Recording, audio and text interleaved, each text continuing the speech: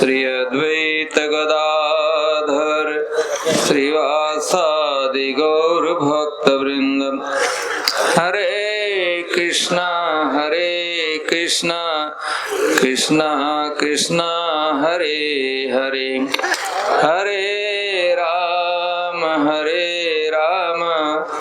राम राम हरे। नमो विष्णुपादाय कृष्णपृष्ठाय भूतले श्रीमते भक्तिवेदांत स्वामिनिति नामिने।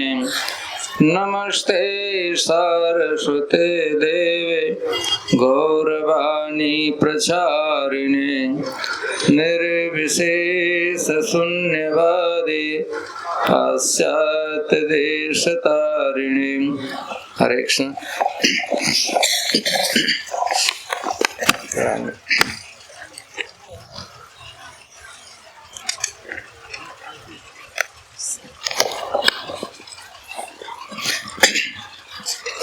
परिक्रमा के क्रम में हम लोग अब तक 2 वनों की यात्रा कर चुके, मधुबन और तालबन, और एकदम नजदीक में ही सीमा प्रारंभ ही लगभग होने वाला है कुमुद वन का। तो आज हम लोग कुमुद वन में भी जाएंगे और उसके भी आगे हम लोग बढ़ेंगे।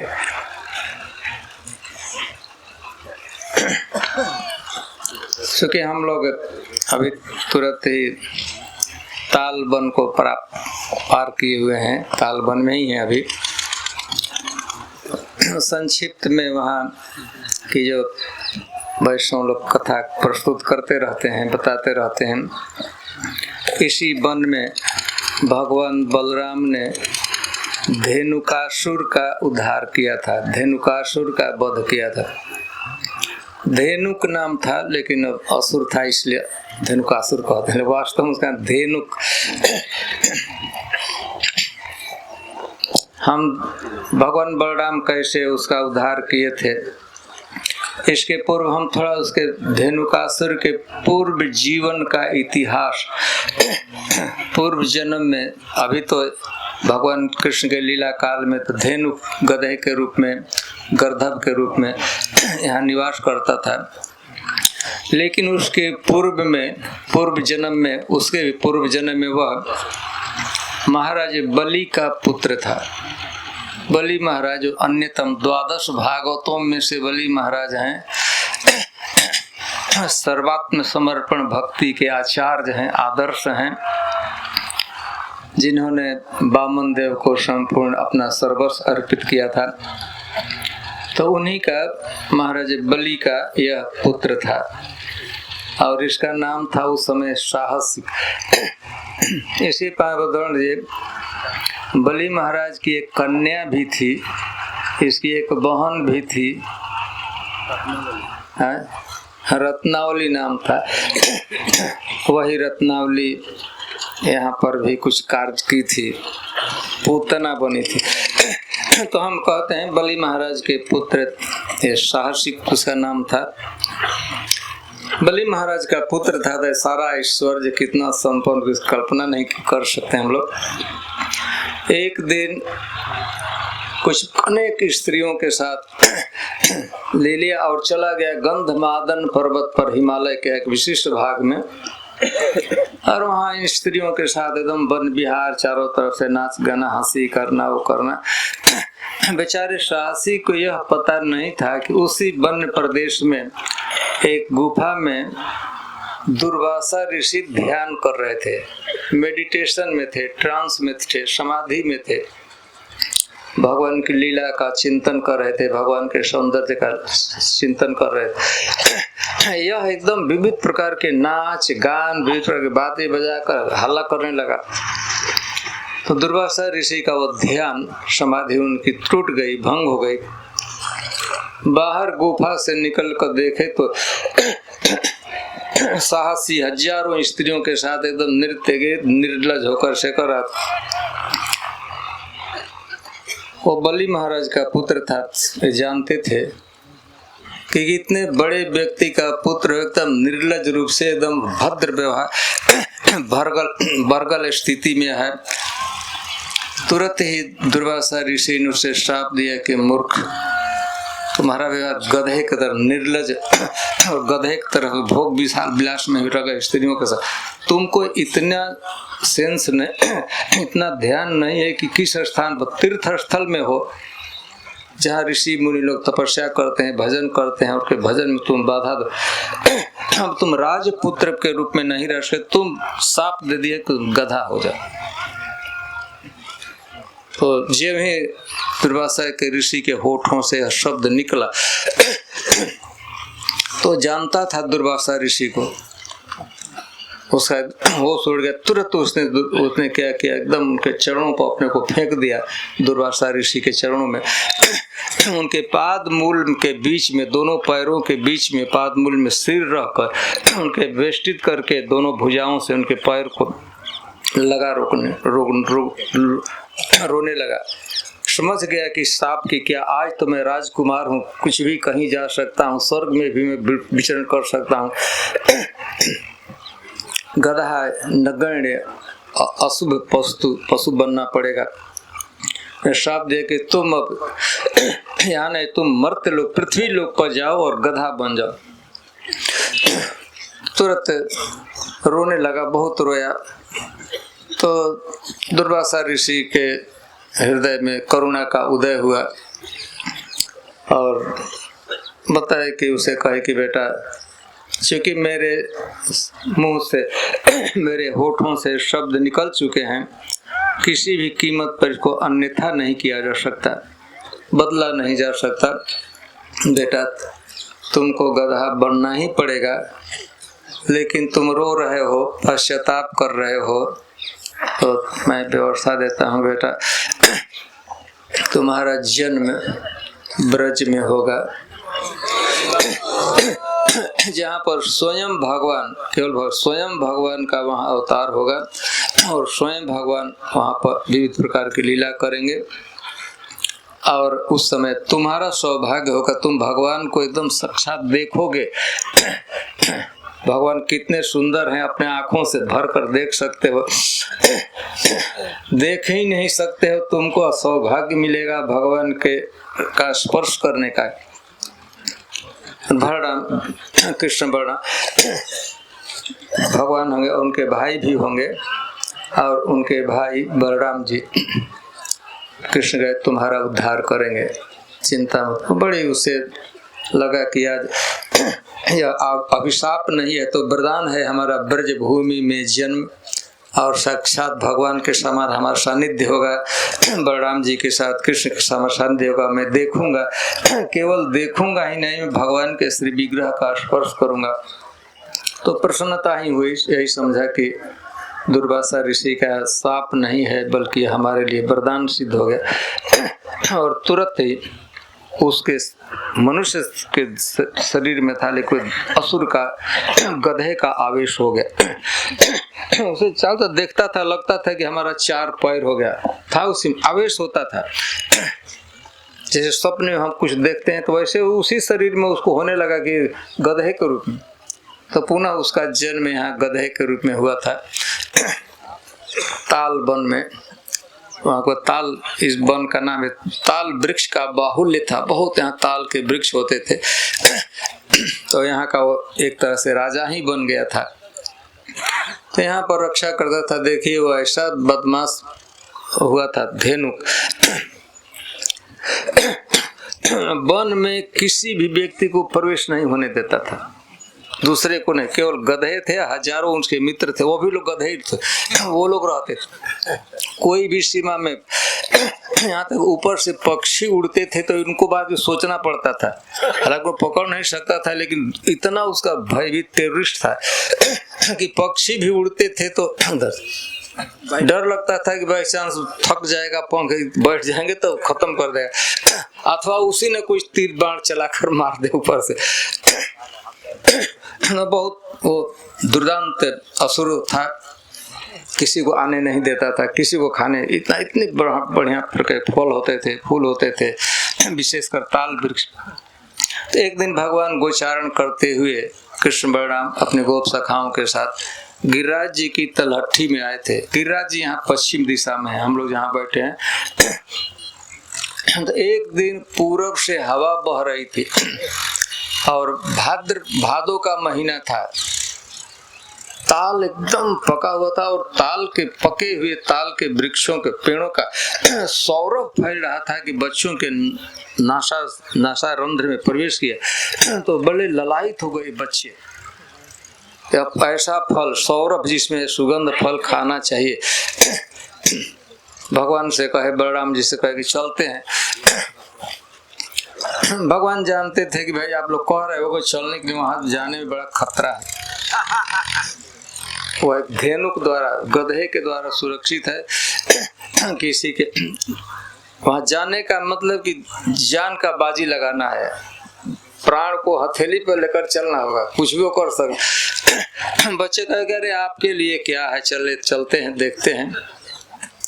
तो बलराम जी और सभी गोप सखा भगवान भी आए। तो बलराम जी आए तो क्या कहे कि वहां पर ताल के वृक्ष उसे फल लगे हुए थे, सौरभ उसमें आ रहा। एक जगह प्रभुपाद जी की किसी व्यक्ति ने पूछा था कि ताल का जो स्वाद कैसा होता है, खाने में कैसा होता है।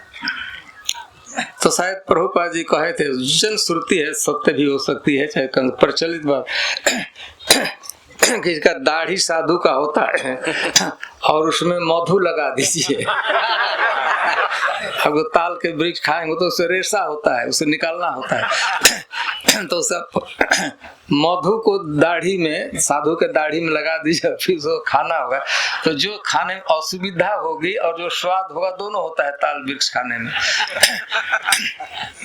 तो उसने इतना सौरभ सुगंध आता बच्चे।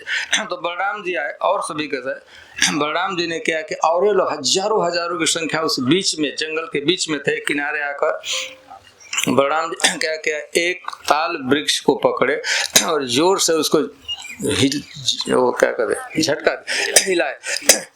तो ताल के वृक्ष पके हुए थे, एकदम से पद और आवाज के साथ भूमि पर गिर गए।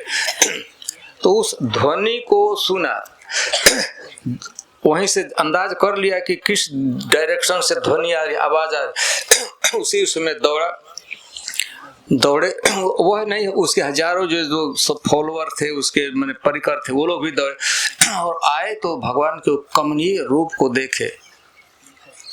और बच्चे थे, कृष्ण को, भगवान को देखे, बलराम जी को देखे। तो देखिए कोई भी व्यक्ति कितना भी क्रोधित होता है, छोटे बच्चों को देखता है, सुंदर बच्चे को देखता है तो उसका क्रोध शांत हो जाता है। लेकिन ये इतना होता है, बच्चे कितना सुंदर भगवान का शरीर था, उसको दया नहीं आई। और धेनुकासुर क्या किया, बलराम जी के रेंकते हुए, जोर से दौड़ते हुए और आकर बलराम जी से 1-2 फुट आगे आकर मुंह मोड़ लिया, सिर उधर कर दिया और अपना पिछला भाग पूंछ बलराम जी के। और इतना एक्सपर्ट था, ऐसा वो एम लिया कि दोनों पैर को उठाकर जोर से बलराम जी के छाती पर मारा। तो विश्वास था कि उसके छाती पर जोर से मारा बलराम जी को और रेंकते हुए, आवाज करते हुए आगे को बढ़ा। बलराम जी एकदम वैसे खड़े रहे। बलराम जी को ऐसा लगा कि जो थोड़ा सा पुष्प कोई उसके छाती पर फेंक दिया, एकदम ऐसे हंसता हुआ। उसका तो अनुमान था कि बस अब मर ही जाएगा लड़का।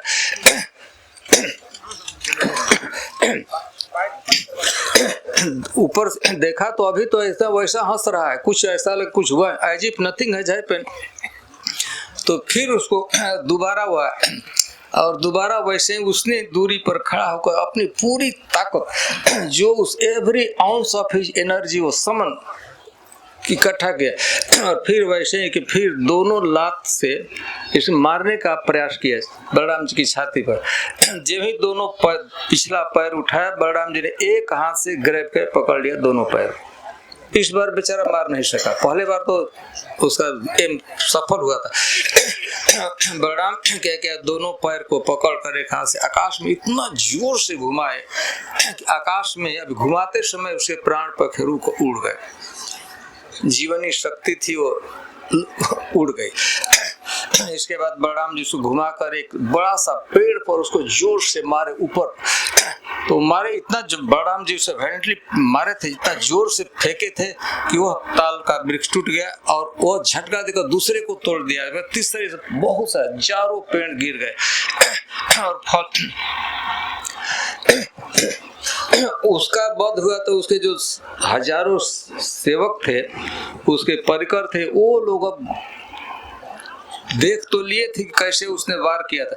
अब एक एक बच्चे के सामने कोई बलराम, कोई कृष्ण के सामने खड़ा हो गया, कोई कुछ के सामने खड़ा है, कुछ के, और ऐसा में तो वो लोग सीख गए थे कि कैसे मारना है, धनुकासुर ने कैसे आक्रमण। तो बच्चे भी देख लिए थे कि कैसे उसका प्रतिकार हुआ था। वो सभी बच्चे वही जो भी मारने आते थे पैर पकड़ते थे, दोनों जो कमजोर बच्चे थे दोनों हाथ से पैर पकड़ते थे। बलराम जी तो एक के हाथ से दोनों पैर पकड़ वैसे मारने लगे, पूरा एक तक बहुत से हजारों पेड़ टूट गए, फल भी गिर गए। इसके बाद बच्चे, भागवतम में वर्णन क्या है कि बच्चे चले गए। किसी भागवतम कार सुखदेव गोस्वामी ने यह नहीं, आपसे हम पूछते हैं कि फल का क्या हुआ, खाए कि नहीं? है नहीं खाए, क्यों? अरे गधा है, खून और ऐसे मरे हुए माने लाश पड़ा हुआ, कौन खाए? नहीं, भाग, एक भी कोई फल खाया नहीं। बहुत सौरभ इच्छा थी, लेकिन कौन खाएगा जहाँ गधा एक मरा हुआ है, उसका खून भी चारों तरफ लगा, वो मार रहे थे तो फेंक रहे थे उनके शरीर पर, जहाँ था इतना डिस्कस, कोई भी फल खाए। तो इस तरह बलराम जी, कृष्ण आप ध्यान रख जाए कि भगवान धेनु का वध नहीं किए। गर्ग संहिता में बात कही गई है कि जब नृसिंह भगवान प्रकट हुए थे प्रहलाद के सामने, तो पिताजी का वध किए। बलराम तो उन्हें आग्रह किया था कि पिताजी का उद्धार हो जाना चाहिए, तो लगा कि अपने कुल के प्रति थोड़ा सा सॉफ्ट कॉर्नर है। तो उसी समय नृसिंहदेव ने भगवान से बलराम प्रहलाद महाराज को वरदान दिया था कि तुम्हारे वंश में, तुम्हारे कुल में यदि कोई, अब मैं अपने हाथ से किसी को नहीं मारूं। तो यह प्रहलाद महाराज के पुत्र थे विरोचन, विरोचन के पुत्र से बलि महाराज, और बलि महाराज का पुत्र था।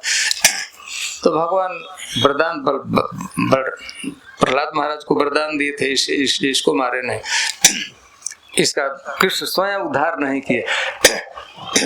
पूतना को मारे थे, लेकिन जब विवाह होता है तो कुल बदल जाता है, तो इसलिए दूसरे कुल में उससे शंका मत कीजिएगा तो भाई को छोड़ दिए और बहन को क्यों मार दिए, तो उसका विवाह हो गया होगा। जैसे भी विवाह होता है तो जिस कुल में उसका जाति कुल बदल जाता है, गोत्र बदल जाता है। तो इस तरह भगवान बलराम जी ने यहाँ पर उसका उद्धार किया था। लेकिन मैं मधुबन की जो थोड़ी सी कथा रह गई है, हम उस दिन एक सीमा तक आकर बंद हो गए थे, तो हम मधुबन के बलि महाराज की जो कथा कल शाम को प्रस्तुत कर रहे थे, उसको हम थोड़ा आगे बढ़ाते हैं।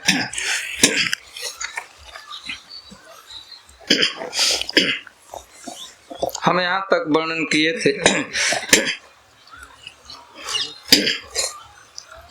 कि ध्रुव महाराज को आज्ञा दिया, आदेश दिया नारद जी ने, तत्तात गच्छ भद्रम ते जमुनायाः तटम शुचि पुण्यम मधुबनम यत्र सानिध्यम नित्यदा हरे।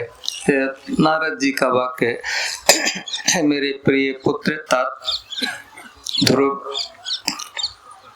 तुम मधुबन में जाओ, तत्तात गच्छ भद्रम ते जमुनायाः तटम शुचि, जमुना जी के पवित्र तट पर एक वन, उसका नाम है मधुबन। पुण्यम मधुबनम, पुण्य पवित्र मधुबन है। यत्र सानिध्यम नित्यदा हरे, भगवान वहाँ नित्य रहते हैं। मधुबन में भगवान हमेशा रहते हैं, यह नारद जी कहते हैं।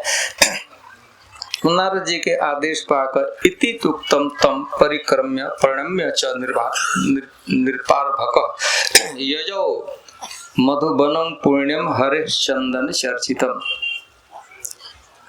नारद कहते कि नित्यम सानिध्यम नित्यदा हरे, निरंतर निरंतर भगवान मधुबन में रहते ही।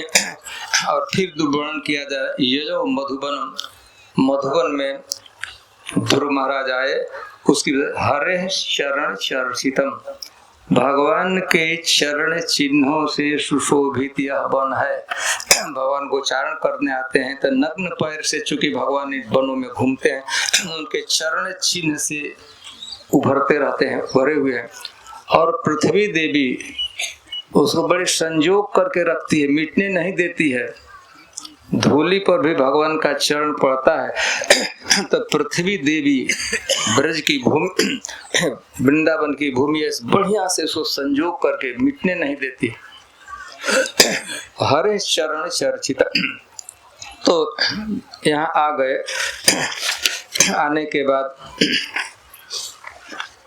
हम कल वर्णन किए थे, ध्रुव महाराज आए मधुबन में, संध्या के समय पहुंचे थे। सूर्यास्त तो हो चुका था, अंधेरा होने ही वाला था। उसी समय आए तो जमुना जी में स्नान किए। थक कर 300-400 किलोमीटर चल कर आए थे, पैदल आए थे, छोटा 5 वर्ष का लड़का। हम जमुना जी में स्नान किए और थोड़ा पानी पीकर किसी पेड़ के नीचे लेट गए, लौट गए। उस दिन कुछ खाया नहीं। तीर्थ में जानते, हम जिसे तीर्थ में जाते हैं तो नियम है कि वहाँ जब प्रवेश करते हैं तो प्रथम आहार का त्याग करना चाहिए। ये छोटा सा बच्चा है तो शाम को खाए ना, पानी पीकर जैसे पेड़ के नीचे लेट गए। इसके बाद यहाँ पर उन्होंने तपस्या किया 6 महीने। प्रत्येक महीने में उनके खाने का वर्णन किया, क्या खाए थे महाराज कल वर्णन कर रहे थे। फल कपित थे, एक विशेष प्रकार का फल होता है जो खाकर है, और रोज नहीं खाते थे, 3 दिन में एक बार। 1 महीने फल खाए थे तो 10 दिन केवल फल खाए, 10 बार केवल फल खाए 1 महीने में। हम लोग कितने बार खाते हैं? कम से कम 60 बार तो खाएंगे 1 महीने में। कम से कम कोई ज्यादा मुड़ी उड़ फाँक लेगा तो दूसरी बात है। 3 बार तो 90 बार। ध्रुव महाराज प्रथम महीने में फल खाए थे। द्वितीय महीना जब प्रारंभ हुआ तो क्या खाए थे? सूखा घास, जो कुछ पत्ते पीला होकर गिर जाते हैं, एकदम सूखा भी नहीं रहता है, ऐसा कुछ तरह से खाकर है। और वह भी 6 दिन में एक बार।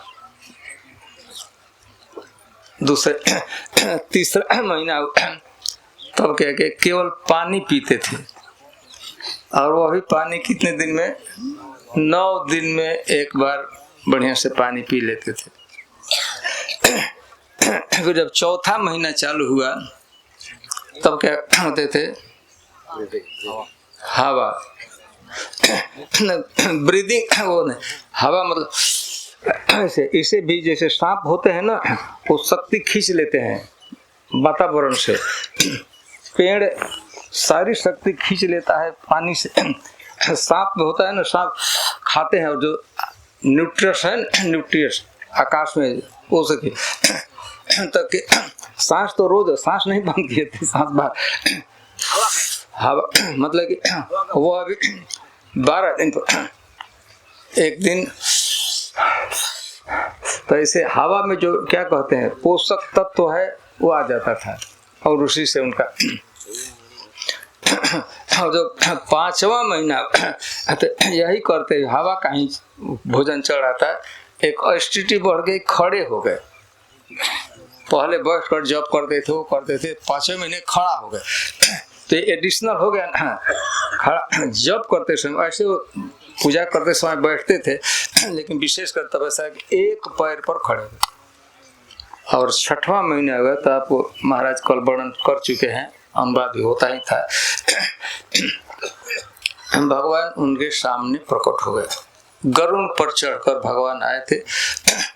ध्रुव महाराज जिस समय भगवान आए थे तो उस समय वो ध्रुव खड़े नहीं थे, बैठे थे, ध्यान कर रहे थे भगवान के नक्शे। पूरा वो ध्यान मनोमय ध्यान नहीं था, भगवान की स्वयं छवि उनके हृदय में अंकित हो गई थी।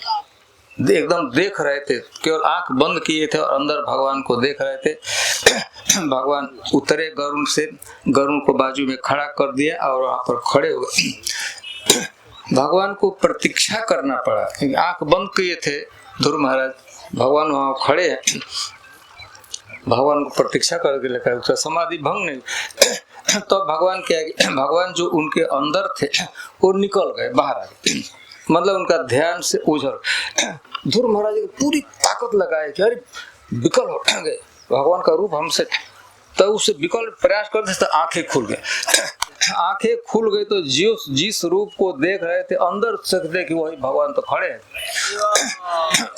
भगवान के सौंदर्य को और देखे कि भगवान इतने स्नेह भरी दृष्टि से, स्नेह से, प्रेम से हमारे तरफ देख रहे हैं, वात्सल्य से दे रहे, प्रेम दृष्टि से हमको देख रहे हैं। बलि ध्रुव महाराज की बड़ी इच्छा हुई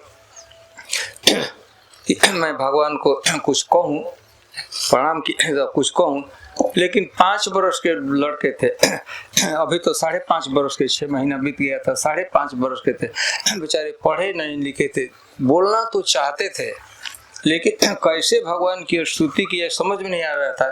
ग्रामर नहीं पढ़े थे, संस्कृत नहीं, कुछ भी नहीं पढ़े।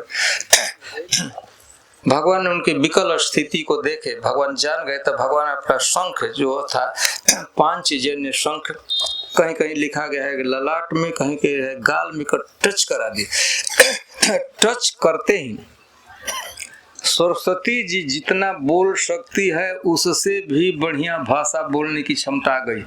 विद्या की जो अधिष्ठात्री देती है, विद्या के वो कितना बढ़िया बोलती होगी, शुद्ध बोलती होगी, कल्पना हम लोग नहीं कर सकते हैं। लेकिन ध्रुव महाराज को सरस्वती जी ने, चाहे वो उसके शंख के स्पर्श मात्र से इतनी क्षमता आ गई कि एक बार सरस्वती जी को बोलने को कहा जाए और एक बार ध्रुव महाराज को, ध्रुव महाराज जीत जाते थे कंपटीशन। और उन्होंने भगवान की स्तुति की है, 11 श्लोकों में स्तुति किया। वह समझिए 11 रुद्र ही हैं, जैसे प्रकाश दे देता। आध्यात्मिक जगत के कोई समझना चाहते हैं, सूर्य के प्रकाश में सब कुछ देखा जा सकता है। तो ध्रुव महाराज को 11 श्लोकों को आप जान जाएंगे तो आध्यात्मिक तत्व क्या है, भगवत तत्व क्या है, भक्ति क्या है, एकदम पूरा समझ में दिखने लगता है। महाराज उसमें एक श्लोक कल बोल रहे थे, योन्तः प्रविश्य मम वाचमिमां प्रसुप्तां संजीवत अखिल शक्तिधरः स्वधाम्ना अन्यांश हस्तचरणा शरणात्वगादीन प्राणान् नमो भगवते पुरुषाय तुभ्य। एक श्लोक ऐसे नहीं, हम श्लोकार्थ नहीं करें, स्तुति की 11 श्लोकों में। तो अंतिम में उसी श्लोकों में एक में उन्होंने कहा कि भगवान कहे, बीच में बोले कि ध्रुव मैं तुमको देखने के लिए आया हूँ और तुमको देने के लिए आया। मेरे हाथ में खुजली हो रही है तुमको देने के लिए, देना इतना इच्छा है, खुजाहट हो रही, कुछ जल्दी से जल्दी देना है। और मैं लक्ष्मीपति हूँ, सर्वेश्वर, कोई कमी नहीं है, संकोच मत करना, जो मांगना हो। मैं लक्ष्मीपति हूँ, मेरे पास सामर्थ्य है और इच्छा भी है देने की, और तुम्हारे तरह से किसी प्रकार का संकोच नहीं होना चाहिए, तुम मांग लो। तो उनको जो अवसर दिया गया तो उन्होंने मांगा वरदान, भक्ति मोह परवर्ताम त्वयिमे प्रसंगो भूयादनंत महता अमला शयानम येनां जैसे उल्बणम और व्यसनम भवाब्धिम। बलि भागवत में सभी जगह पा करके जो निरंतर आपके भक्ति में लगे रहते हैं, उन भक्तों का हमें संग दे दीजिए, साधु संग। ये तो देना ही, लेकिन इससे हमारा संतोष नहीं होगा। तुम मांगो और कुछ मांगो। भगवान बहुत आग्रह कर रहे थे, मांग लो मांग लो। ध्रुव महाराज ने कहा, महाराज कल श्लोक को, स्थानाभिलाषी तपस्वी स्थितोहम। हे भगवान, मैं स्थाना विश्व का सबसे सुंदर मोस्ट ऑपुलेंट किंगडम के लिए, धन के लिए मैं तपस्या में भक्ति में लगा था।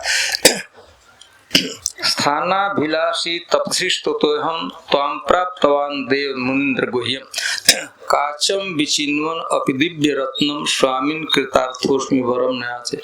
हे भगवान, मैं एक कांच का टुकड़ा, फूटे हुए कांच का, शीशे का टुकड़ा ढूंढने के लिए घर से निकला था। जो विश्व का सबसे समृद्ध राज्य है, किंगडम है, उसकी तुलना करते हैं टूटा हुआ कांच, तो मैं वह खोजने आ जाता। लेकिन आज मेरा क्या सब है, त्वाम प्राप्तवान दिव्य देव मुनीन्द्र गुह्य। बड़े बड़े देवता लोग भी, बड़े बड़े ऋषि मुनि लोग तपस्या करते रहते, देखते रहते हैं, बहुत प्रयास करते हैं आपको प्राप्त करने के, वो प्राप्त नहीं कर सकते हैं। आपको मैं एक दिव्य चिंतामणि प्राप्त कर लिया, आप प्राप्त हो गए।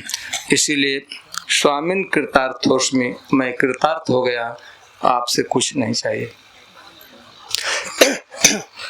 भगवान कह रहे तो हम सबको विदित है कि तुम किस लिए तपस्या किए हो, ये हमसे छुपा सभी। नारद जी ने हल्ला बचाया है कि किस लिए तपस्या करने गया है। जब ध्रुव महाराज का अपमान हुआ, घर से निकले, तो घर में इतना था कि न हम 2 भाई हैं, आधा राज्य हमको लेना है। घर से बाहर आए तो उनके मन में अभिलाषा बढ़े, आधा क्यों, मैं बड़ा भाई हूँ और धर्म के अनुसार राज्य का मैं उत्तराधिकारी हूँ, पूरा राज्य लेना है, आधा नहीं। पहले आधा ही सोचे थे, 2 भाई आधा का। मैं ज्येष्ठ पुत्र हूँ तो राज्य पर तो मेरा अधिकार है, धर्म के अनुसार ज्येष्ठ पुत्र राज्य का अधिकारी होता है, पूरा ले। उससे जब थोड़ा आगे बढ़े, हमारे भगवान से ही जो मांगना है तो पूरा क्या, हमारे माने ग्रैंडफादर को, ब्रह्मा जी को, उससे भी उतना लेना है। तो ब्रह्मा जी का तो कितना पद है, पोजीशन है, तो सब उससे जब आगे बढ़े, अरे भाई भगवान से ही लेना है तो ना। आज तक विश्व सृष्टि में कुछ भी किसी को नहीं मिला वैसा हमें ऑपुलेंस बढ़िया कि भगवान से मांगना है तो भगवान तो देंगे ही। तो यह इच्छा था कि मैं ऐसा राज्य चाहता हूँ, यह एम्बिशन था मांग शुरू से में, कि आज तक विश्व सृष्टि में किसी को भी उतना ऑपुलेंस किंगडम नहीं मिला। तो भगवान कहे तुम यह अभिलाषा लेकर, एम्बिशन लेकर निकले, आज कहते हो कुछ नहीं चाहिए। स्वामिन कृतार्थोस्मि वरम न्यास, में बर नहीं मांगना चाहिए, कुछ नहीं चाहिए। बताए, यही बता दे कि मैं तो मुझे जितना आशा करता था कई गुना ज्यादा में मिल गया। भगवान कहे कि बेटा ठीक है, तुमको कुछ नहीं चाहिए, लेकिन अब मेरा प्रेस्टीज इशू का सवाल है, प्रेस्टीज इशू है। तुमको तो लोग क्षमा कर देंगे, सब लोग क्या कि बच्चा है बेचारे को मांगने नहीं आया, लेकिन विष्णु को देने भी नहीं आया, फुसला कर भेजा दिए, फुसला दिए, मिठाई देकर भेज दिए। तो जब हमारी बड़ी भारी बेइज्जती होगी, इसको मांगने नहीं आया, तो बेचारा लड़का था मांगने नहीं आया, तो इसको देने भी नहीं आया, मेरी प्रतिष्ठा की रक्षा के लिए बेटा कुछ ले लो। लेकिन वो तो एकदम अड़े हुए थे कि ना कुछ नहीं चाहिए। तो भगवान ने दिया अपने से, उन्होंने मांगा नहीं। और ध्रुव महाराज स्वीकार किया। आप जानते होंगे 36,000 वर्ष तक वही राजा बने। ध्रुव महाराज नहीं चाहते थे। तो आखिर नहीं चाहते थे तो यहाँ आ गए क्यों लिए? हम तो लिए तो ध्रुव महाराज कह रहे थे कि मैं नहीं लूंगा, हमको कुछ नहीं चाहिए। भगवान ही कहे कि बेटा तुम नहीं चाहते हो, तुम्हारी माँ चाहती है। तुम नहीं चाहते हो राजा बनना, लेकिन तुम्हारी माँ चाहती है। वो तो चाहती है, वो तो नहीं चाहती है, कुछ नहीं चाहे, वो तो इसलिए तुमको भेजी है। महाराज आए तो प्रणाम किए, पिताजी को प्रणाम किए। पिताजी अपने गोद में भर लिए और पिताजी इतने रो रहे थे कि ध्रुव महाराज का इतना स्नान ही जैसा पूरा कपड़ा सब कुछ भीग गया। फिर माताओं के दोनों माताओं को प्रणाम किए, लेकिन पहले प्रणाम किए सुरुचि को अपने गोद में भर लिए। तो पिताजी और सबसे ज्यादा आंसू निकला उस दिन तो उसी के सुरुचि के। ध्रुव महाराज का तो ऐसा नहीं का थोड़ा बहुत ऐसा नहीं था कि इसने हमको भगाया था। ध्रुव महाराज की नजर में आज के दृष्टि में सुनीति और सुरुचि में कोई भेद नहीं था। इसके बाद वो भाई था, छोटा भाई था, गले से लिपट गया, वो भी रोने लगा। 6 महीने बाद मिला था, प्रोसेशन चला, लेकिन हजारों लोग कोलाहल लगा। सब लोग छोटे बच्चे थे, देख नहीं पाते थे आगे तो प्रस्ताव रखा गया कि नहीं हाथी पर, तो ध्रुव महाराज को हाथी पर बैठाया गया कि सब लोग देख सके। ध्रुव महाराज जब बैठे लगे हाथी पर तो वो ध्रुव महाराज ने हट गया, अकेले नहीं बैठूंगा। उत्तम हमारा छोटा भाई, तो दोनों को बैठाया, दोनों बैठे थे और इस रूप में उनको स्वागत किया, रिसीव किया गया नगर में। और इसके बाद आप लोग जानते हैं 36,000 वर्ष तक पिता के वन में चले जाने के बाद 36,000 वर्ष तक राज्य किए। और इसके बाद नेक्स्ट उन्होंने भजन किया था, वो भजन किए थे बद्रिक आश्रम में अपने पुत्र का उत्कल उड़ीसा से वत्सर करा दी। तो वत्सर उसको राज पर अभिषिक्त किया और अलकनंदा के तट पर बद्रिकाश्रम गए थे। कल महाराज कथा संक्षेप में बता ही चुके। अलकनंदा के तट पर भगवान का भजन किए अंतिम समय में, और वहां पर इतना बढ़िया से वो भजन किए। अलकनंदा नदी में रोज ठंडे पानी में स्नान करते थे, भजन करते और भी साधु महात्माओं के साथ भजन करते थे। एक दिन ध्रुव महाराज ने देखा कि नंद और सुनंद भगवान के विशिष्ट जो पार्षद हैं चमकता हुआ विमान लेकर आए वहां पर और स्वागत किया। उन्होंने बढ़िया से स्वागत किया और ध्रुव महाराज का।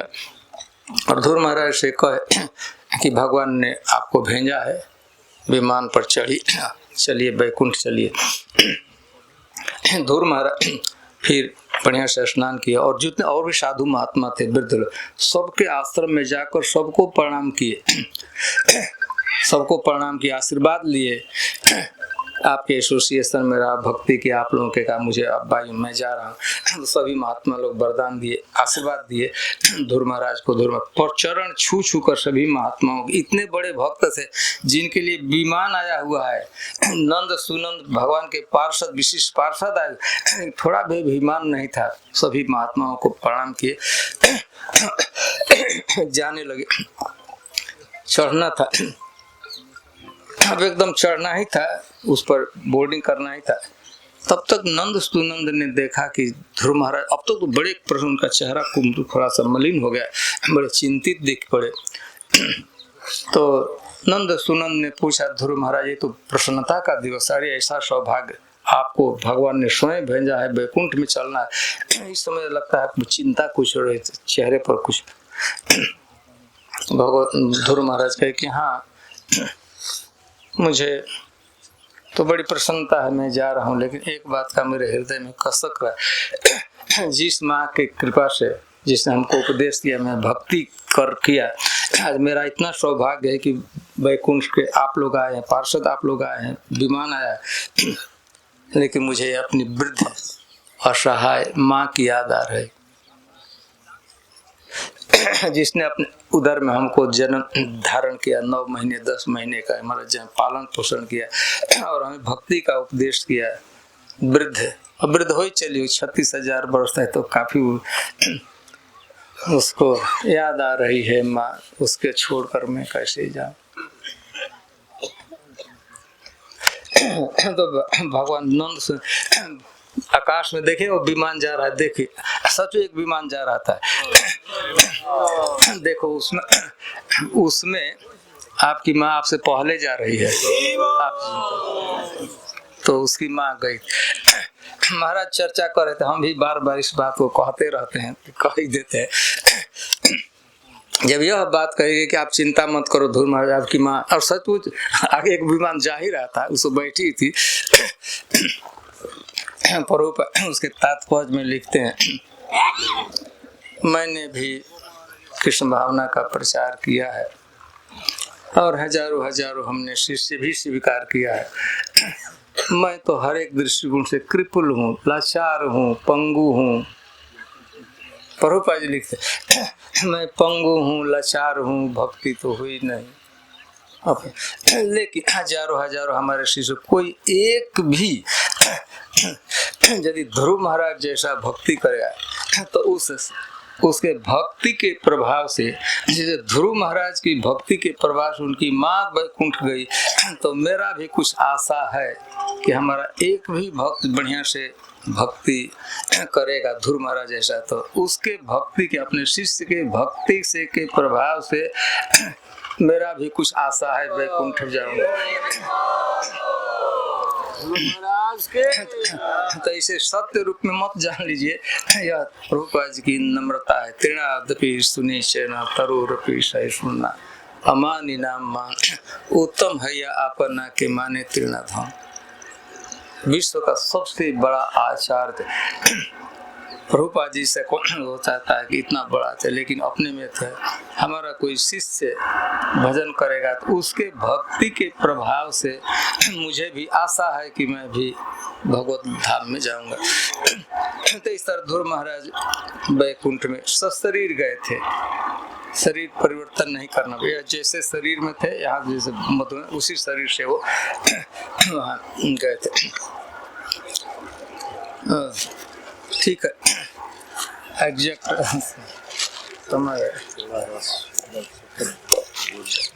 ठीक है। हरे कृष्णा। अभी बैठे रहिए आप लोग, उठे नहीं।